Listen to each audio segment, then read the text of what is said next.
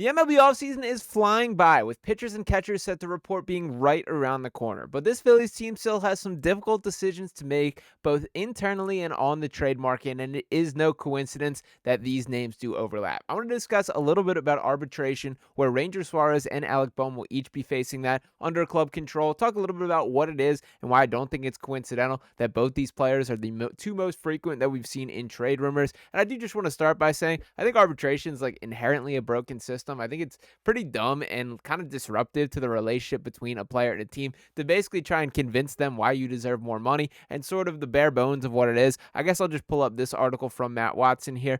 Shout out to him from Philly Sports Network. He starts off saying, can the Phillies avoid an arbitration battle? And into his explanation of what it is, he says, on January 9th, all Major League Baseball teams have to submit salary numbers for players under arbitration. Arbitration is a process where both the player and the team submit what they feel their salary should be for the upcoming season. This takes place for those who are still under their first contract with the club and have yet to reach free agency status for the first time. In most instances, the player agrees to a number assigned by the team. This gives them clarity on what they will make in the season ahead as they work towards getting a long-term contract. However, the player does not have to agree with the club's offer. If both sides cannot agree to a contract, the player will file a case with Major League Baseball. This turns baseball into a court-style drama. While Judge Judy might not be holding the gavel, both the team and the players represent themselves and debate why their number is the correct one. At the end of this arbitration hearing, the final contract is determined for the upcoming system. However, the debate back and forth between the players and the team can often lead to a disconnect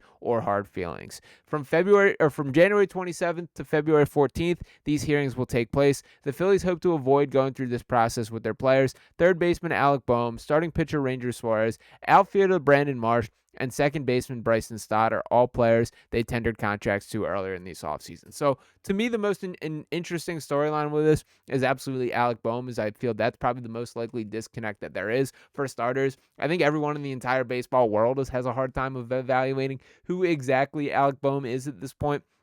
We saw him be a legitimate all-star starting third baseman for the first half of the season, basically drop off the face of the earth in the months after and not be up to the standard come playoff time. We know that he's been seen his name in trade rumors and frankly still hearing these reports, as we did get this recently from Jim Salisbury on the Phillies show saying, quote, I still think their ears are wide open on Alec Bohm. Some of that could shake out or maybe become more of a topic when Bregman finds his landing spot. So I do think that this story with Alec Bohm is far from over. And again, I do kind of hate the way that things are set up with arbitration, is I do think all it does is kind of build a little bit of a disconnect between the players and the team. Hopefully they all land on peaceful agreements and there is not too much stress on this. But let's dive into a little bit of Bohm's case here, which once again Matt Watson of PSN, Philly Sports Network, does a nice job breaking down. He writes, Alec Bohm has heard his name in just about every rumor this offseason. There were reports of the Phillies looking to deal Alec with several clubs during the winter meetings, and while manager Rob Thomson has denied it, discussions such as this can hurt a player's trust. If Bohm has taken to heart the trade rumors, there is a potential that he could challenge the contract the Phillies tendered in an arbitration hearing.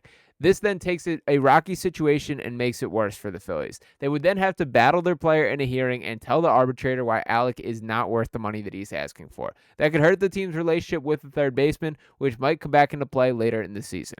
This also would not be the first time the Phillies and Alec Bohm landed in an arbitration hearing. Just last season, the two sides battled when the Phillies offered a deal for $3 to $4 million. Bohm and his representatives felt like he was worth $4 million, or $3.4 million. Bohm and his representatives thought he was worth $4 million. In the end, Bohm won, earning himself additional money for the 2024 season.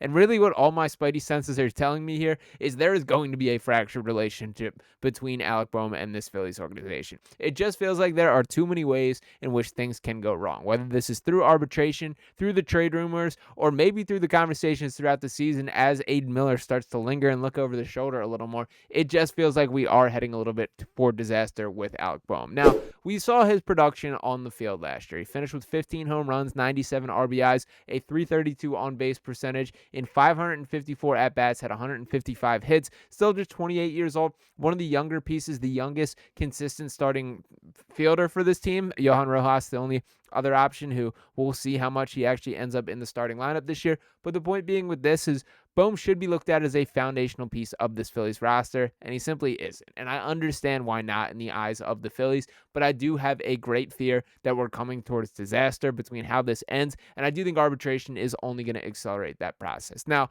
On the other side of the arbitration conversations, we have Ranger Suarez.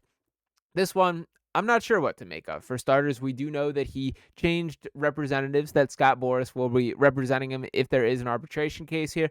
I do think Ranger's another guy who's seen his name in quite a bit of trade rumors, and when there was the trade for Jesus Luzardo, it did perk my ears up of there may be a Ranger Suarez trade coming. I do hope that is not the case, as I trust Ranger with my life when he is on the mound. But to give a little bit of what Matt Watson writes about Ranger, he says, the other player the Phillies might have to worry about is Ranger Suarez. The left-handed starter recently switched agencies to join Scott Boras' crew. Boras is a notoriously difficult negotiator and will squeeze every penny out of a club if it means getting the best deal for his player. With this being the final season of his contract with the Phillies, Suarez will surely be looking for a long-term deal this offseason. He trusts that Scott Boras will be able to deliver that to him if he can pitch to his standards in 2025.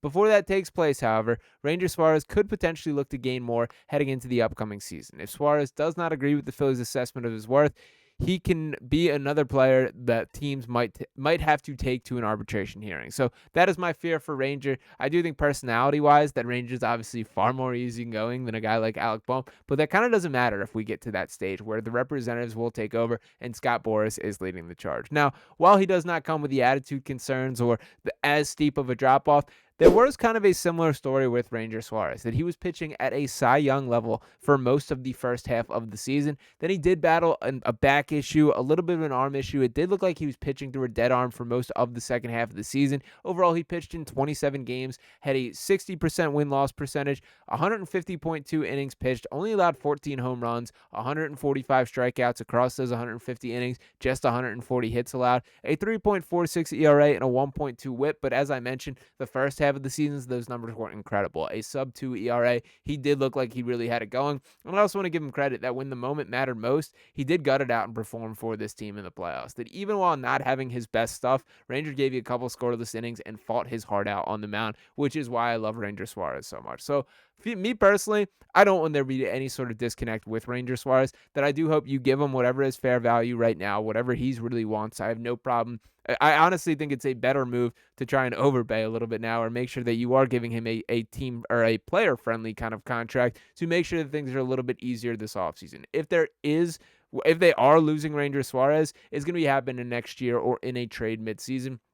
I do hope that is not the case, or even potentially a trade before pitchers and catchers report. But ultimately, I think this Phillies team is better when Ranger Suarez is on it, and do hope that is the case. So that will be something to monitor with this Phillies team as the arbitration hearings begin to kick off and those sort of conversations take off. I do hope there's nothing detrimental to this organization, with Alec Bohm being the first name that I have in mind. I also will note once again, I didn't highlight this at the start, but there's a lot of moves where teams will keep guys in the minors rather than bringing them up to make sure they preserve these years of quote-unquote club control.